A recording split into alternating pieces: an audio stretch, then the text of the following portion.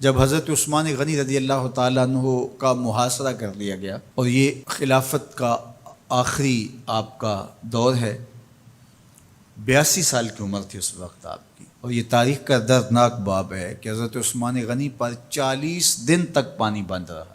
وہ ایک منصوبہ تھا، 3 لوگ 3 مختلف شہروں سے چلے، مصر سے، کوفے سے اور بصرے سے، 1,000 آدمی لے کر کے، اور مدینہ المنورہ میں پہنچ کر کے حضرت علی المرتضیٰ سے ملے، ام المومنین سیدہ عائشہ سے ملے، کبار اصحاب سے ملے۔ تو جو انہوں نے کہا تو انہوں نے ان کو کہا کہ نہیں، ایسی کوئی بات نہیں، فہمائش کر کے واپس بھیج دیا۔ حضرت عثمان غنی رضی اللہ تعالیٰ عنہ پر اقربا پروری کا الزام عائد کیا تھا، تو انہوں نے کہا کہ کوئی ایسی بات نہیں ہے۔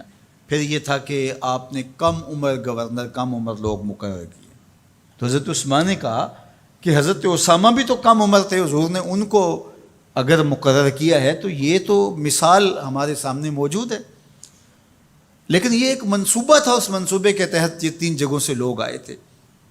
وہ 3 دن کی مسافت کے بعد پھر تینوں واپس آ گئے، تو یہ ایک سوالیہ نشان ہے کہ تینوں کیوں واپس آ گئے، کوئی ایک تو نہ آتا نا۔ تو یہ سب طے شدہ منصوبہ تھا، اور پھر انہوں نے مدینہ المنورہ کو گھیر لیا، اور جس طرح سے بلوائیوں نے حالات پیدا کر دیے۔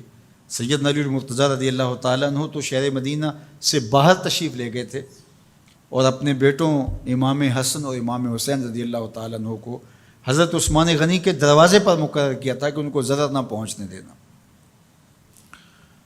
اب 700 صحابہ اجازت طلب کر رہے ہیں کہ آپ ان بلوائیوں سے نپٹنے کا میں جو ہے وہ اجازت نامہ مرحمت کریں، اور بہت سارے لوگ تو حج پہ جا چکے ہیں۔ 18 ذی الحج کا واقعہ ہے جب آپ کی شہادت ہوتی ہے، تو وہ حج پہ جا چکے ہیں، تو جو یہاں موجود ہیں وہ اجازت طلب کر رہے ہیں۔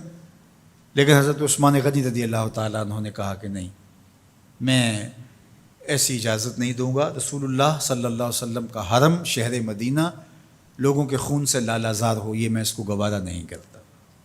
افواج موجود ہیں، اور دنیا کی تاریخ میں آپ کو ایسا نہیں ملے گا کہ اتنی بڑی حکومت کسی کے پاس ہو اور وہ خود گھیر لیا جائے، اس کا پانی بھی بند ہو جائے، اور وہ حکم دے کہ نہیں، میرے لیے آپ ایک قطرہ بھی خون نہیں بہائیں گے۔ بلکہ آپ کے غلاموں نے جب تلواریں اٹھا لی تو آپ نے فرمایا کہ میرا حکم ہے کہ تم تلواریں نیچے رکھو، بلکہ میں تمہیں یہ آفر دیتا ہوں کہ جو غلام لڑے گا نہیں اور یہ میرے سے عہد کرتا ہے وہ آزاد ہے۔ حضرت ابو ہریرہ رضی اللہ تعالیٰ عنہ، حالانکہ یہ پڑھنے پڑھانے والے لوگ تھے، تعلیم و تعلم سے ان کا تعلق تھا، لیکن وہ بھی تلوار لے کے حضرت عثمان غنی کے دفاع میں آ گئے۔ لیکن حضرت ابو ہریرہ رضی اللہ تعالیٰ عنہ کو بھی حضرت عثمان غنی روک دیتے۔